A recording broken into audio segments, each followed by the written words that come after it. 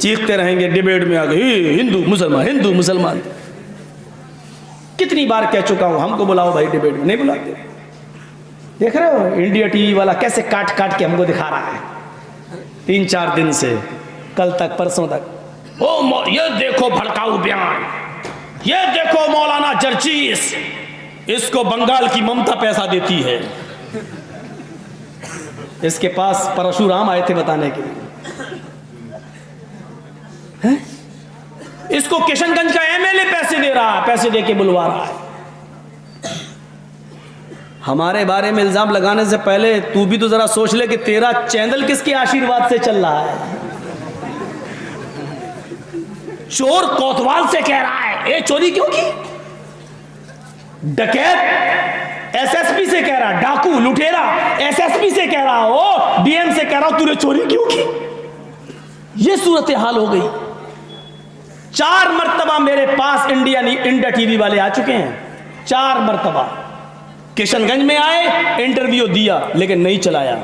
इटावा में आए, इंटरव्यू दिया नहीं चलाया। 4 बार आए, जो इंटरव्यू में दे रहा हूं वो नहीं चला रहे। जो तकरीर बोल चुका हूं कलिया चक और किशनगंज में, उसी को काट काट के भड़का, ये देखो जिहाद के लिए उकसा रहा, जिहाद के लिए ये वो दिखा रहे हैं। मैं फोन करके कह चुका हूं कि भाई तुम्हारे इंडिया टीवी वाले हमारे पास इंटरव्यू ले चुके, मैंने जिहाद किसको कहा चलाओ, नहीं चला रहे। बरसरेआम कह रहा हूं, बरसरेआम। इंडिया न्यूज टीवी वालों छुप के नहीं बोल रहा हूं, तुम्हारे लोग 4 मर्तबा मेरे पास आकर इंटरव्यू ले गए, अब तक तुमने हमारा वो इंटरव्यू नहीं दिखाया टीवी पर। क्यों? क्योंकि उसमें हमने बताया कि हमने जिहाद किसको कहा और जिहाद क्या है इस्लाम के अंदर। हमारा जिहाद इस्लाम के अंदर यह है कि कोई हिंदू, कोई सिख, कोई ईसाई अगर प्यास से तड़प तड़प के जान दे रहा है और आपके पास एक गिलास पानी है, आप भी प्यासे हैं लेकिन आपकी जान प्यासा रहकर बच सकती है और उसकी जान पानी ना मिलने पे जा रही है, तो ऐसे मौके पर आप एक गिलास पानी उसको पिला दें और उसकी जान बचा ले। इस्लाम ये कहता है ये सबसे बड़ा जिहाद है। तुमने बहुत बड़ा कारनामा अंजाम दिया। क्यों? कुरान कहता है मन अहयाहा फकअन्नमा अहयन्नास जमीआ। अगर तुमने किसी एक मनुष्य की जान बचाई तो पूरी दुनिया की इंसानियत की जान बचा दी। लेकिन रजत शर्मा जी ये कहां दिखाएंगे? ये दिखाएंगे तो उनकी टीआरपी घट जाएगी। आशीर्वाद जिनका है, थैंक्स माई बॉस, ऐसा आशीर्वाद आपने दिया है। मैंने बताया कि इस्लाम में जिहाद क्या है। मैंने कहा इस्लाम में जिहाद ये है कि एक आदमी भूखा है बेचारा, आपके पास खाना है, आप 2-4 घंटे भूखे रह सकते हैं लेकिन वो नहीं, तो उसको खाना खिला दो, उसकी जान बचा लो, ये है जिहाद। हॉस्पिटल में कोई गैर मुस्लिम बीमार है, उसकी जान जा रही है, उसको एक बोतल ब्लड की सख्त जरूरत है, आपका ब्लड उसके ब्लड से टच हो रहा है, मिल रहा है, आपका गिरोह उसका गिरोह एक है, तो ऐसे मौके पर आपके लिए सबसे बड़ा जिहाद यह है कि आप अपने बदन से एक बोतल ब्लड निकाल कर उस गैर मुस्लिम को दे दें, चाहे वो हिंदू हो, सिख हो, ईसाई हो, जैनी हो, बुद्धिस्ट हो, कोई भी हो, पारसी हो, आप उसको देकर उसकी जान बचा लें। ये सबसे बड़ा जिहाद है इस्लाम के अंदर, क्योंकि आपने एक इंसान को नहीं, पूरी मनुष्य, पूरी मानवता को बचाया है, पूरी इंसानियत को बचाया है। यह है जिहाद। हमने इंटरव्यू दिया उनको लेकिन नहीं दिखा रहे हैं। मत दिखाओ, लेकिन आप ये सोच लो कि हमारे चैनल पे नहीं दिखाया जाएगा तो कहीं चलेगा ही नहीं। आजकल अल्लाह ताला ने इतने रास्ते पैदा कर दिए हैं कि तुम नहीं दिखाओगे, दूसरे लोग दिखा देते हैं। इतना मैं मशहूर था नहीं जितना कर दिया इसने। तसव्वुर करो कितना। आप भी देख रहे होंगे, और मेरे घर से फोन आया कि तुम कहाँ हो? मेरे अब्बू बोले। मैंने कहा क्यों, क्या बात? अरे टीवी देख। मैंने टीवी खोली, देखो मुझे दिखा रहा था 8 से 9, वही टाइम होता दिखाने का, खास चीज। और मैंने सोचा कि कल तो गए मौलाना जर्जी ससुराल, लग रहा था ऐसे ही, इतना खतरनाक दिखा रहा था मेरे को।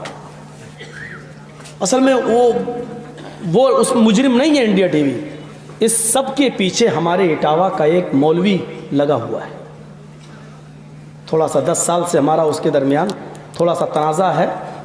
वो कटिंग काट काट के उसको दे के वो चलवा रहा है, क्योंकि अभी कुछ दिन पहले वो बीजेपी के स्टेज पे, वहाँ के एमपी के स्टेज पे चला गया, एनआरसी का और सीएए का समर्थन भी कराया।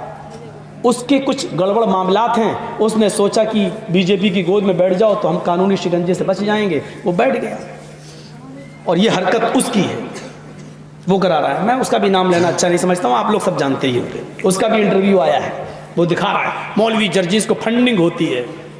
कौन देता है वो देखिए, उस इंटरव्यू को भी देखिएगा।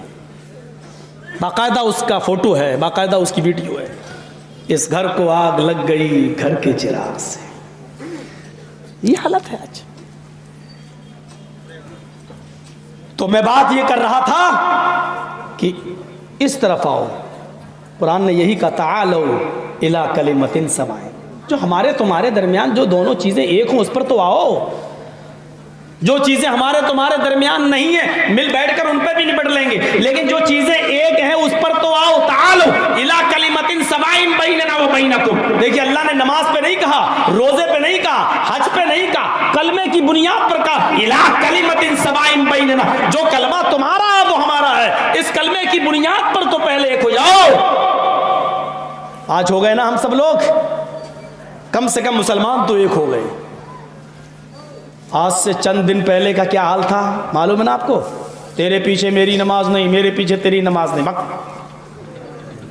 यही होता था ना। अच्छा, तेरा जनाजा फला ने पढ़ा दिया, पूरे गांव का निकाह टूट गया। पूरे गांव के निकाह होते थे, हमने वो दिन भी देखे। 80-80 साल का एक बुड्ढे से पूछ, कहाँ जा रहे हो? हम भी जनाजा पढ़ लिए थे, हमारा भी निकाह टूट गया, मौलाना साहब दोबारा निकाह पढ़ा रहे हैं, जा रहे हैं दोबारा। हमने कहा 80 साल के बुढ़े से, अब तुम तो किसी काम के नहीं रह गए, तुम निकाह करा के क्या करोगे? कहता भाई रहना तो पड़ेगा अपनी बीवी के साथ। मैंने कहा ओफो, ये हाल था। 80 साल के बुढ़ों ने दोबारा निकाह पढ़वाए, लेकिन आज कोई जिक्र नहीं कर रहा। क्यों? मौलवी जर्जीस और हम जैसे तमाम मौलवी लोगों को एक प्लेटफार्म पे लाते हैं कि कोशिश करते गए, नहीं आए। मोदी जी ने ऐसी ठोकर मारी, सब एक प्लेटफार्म पे आ गए। हाँ, अल्लाह ताला कभी कभी कैसे लोगों से काम ले लेता है। कितना बड़ा काम। मोदी जी खुश होंगे कि हमने सीए और एनआरसी लाए, लेकिन रात में नींद नहीं आती होगी कसम से उनको कि ये तो मुसलमान एक हो गया। हम तो इनको लड़ाते थे, झगड़ाना, इनको तो अलग करना चाहते थे। ओहो, कितनी वो कह नहीं पा रहे हैं, ना हलक में ना पेट में निकल पा रहे हैं, ना थूक पा रहे हैं बेचारे। करें क्या? ये क्या हो गया? एक लात पड़ी जरूर हमारे खिलाफ, लेकिन उस ठोकर ने हम सबको एक प्लेटफार्म पे लाके खड़ा कर दिया। जो लोग कल हमारी तकरीर नहीं सुनना चाहते थे, वो कह रहे हैं कुछ भी हो, वही एक आदमी है मौलाना जर्जीस जो बोल रहा है। तुम तो बोल रहे हो मेरे बाप की बेचारी तबीयत देखो कैसी खराब है। बोलते क्यों मेरा इलाज करा रहा है? जहर दे दे, हमें मार डाल, तू ही रह गया ठेकेदार। और मौलाना मुतीउर रहमान साहब मदनी ने कल भी मेरा टाइम ले लिया। अब कल कहाँ पता नहीं, एनआरसी सीए को लेके कल कुछ एहतजाज हो रहा है, उसमें मेरा नाम भी डाल। मौलाना आप आ रहे हो, हमारी खुशनसीबी है, लोग कल भी मेरा नाम डाल दिए।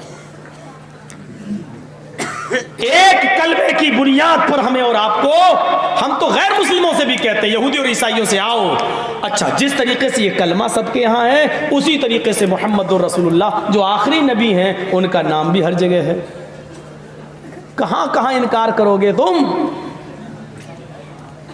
कलमा ला इलाहा इल्लल्लाह नहीं पढ़ रहे हो, एकम ब्रह्मा द्वितीय नास्ते पढ़ रहे हो, चलो वही पढ़ लो, बात तो वही हो गई। हम तो कह रहे हैं, बात तो वही हुई। मौलाना जर्जीस अगर कलमा पढ़ता ला इलाहा इल्लल्लाह, हमें सवाब मिलेगा। अगर हमने इसको हिंदी में यूं कह दिया, एक अल्लाह के अतिरिक्त, एक ईश्वर के अतिरिक्त कोई पूजा योग्य नहीं है, तब भी हमको सवाब मिलेगा, क्योंकि एक अल्लाह की वहदानियत का इकरार कर रहे हैं। अगर हम इसको इंग्लिश में कहते हैं कि there is no God but God is only one without second, तब भी हमें सवाब मिलेगा, क्योंकि एक अल्लाह की वहदानियत का इकरार कर रहे हैं। हम इसको संस्कृत में पढ़ दें, कम ब्रह्मा द्वितीय नास्ते नास्ते किंचन, तब भी हमें सवाब मिलेगा, क्योंकि हम एक अल्लाह की, एक ब्रह्मा की, एक ब्रह्मांड के रचयिता और रचनाकार की, एक क्रिएटर ऑफ यूनिवर्स की हम तारीफ कर रहे हैं और उसी की इबादत की बात कर रहे हैं। हम हिंदी में पढ़े तब भी सवाब, हम अरबी में पढ़े तब भी सवाब, संस्कृत में पढ़े तब भी सवाब, इंग्लिश में पढ़े तब भी सवाब। हमारा धर्म इतना तंग नहीं है, इतना तंग नहीं है कि हिंदी में पढ़ने की वजह से कह दे कि जाओ तुम इस्लाम से खारिज हो गए, इंग्लिश में पढ़े तो कह दे कि इस्लाम से खारिज हो गए। तुम अपने धर्म में देखो, अगर तुम एकम ब्रह्मादित्य नास्ते जो संस्कृत में, अगर इसी मंत्र को अरबी में पढ़ोगे तो तुम हिंदू रहोगे या नहीं, ईसाई रहोगे या नहीं। एकम ब्रह्मा को अगर तुम कह दो ला इलाहा इल्लल्लाह, तो आप अपने घर में देखिए झांक कर, एकम ब्रह्मा हम कह रहे हैं तो हमें ऑब्जेक्शन नहीं है, एतराज नहीं है। आपको ला इलाहा इल्लल्लाह कहने में क्या एतराज है? एक ही चीज तो है, हम तो कह रहे हैं ला इलाहा इल्लल्लाह, तुम कहते हो हट हट ला इलाहा इल्लल्लाह, पढ़ एकम ब्रह्मा, पढ़ पढ़। हमने कह दिया चलो चलो एकम ब्रह्मा लीजिए, हमें कोई एतराज नहीं है, हमें कोई ऑब्जेक्शन नहीं है, हमें कोई एतराज नहीं है। अब हम तुमसे कहते हैं चलो पढ़ो ला इलाहा इल्लल्लाह, तो तुम्हें क्यों एतराज होता है? इसका मतलब यह है कि तंगी और घृणा और नफरत आपके यहाँ पाई जा रही है, हमारे यहाँ नहीं।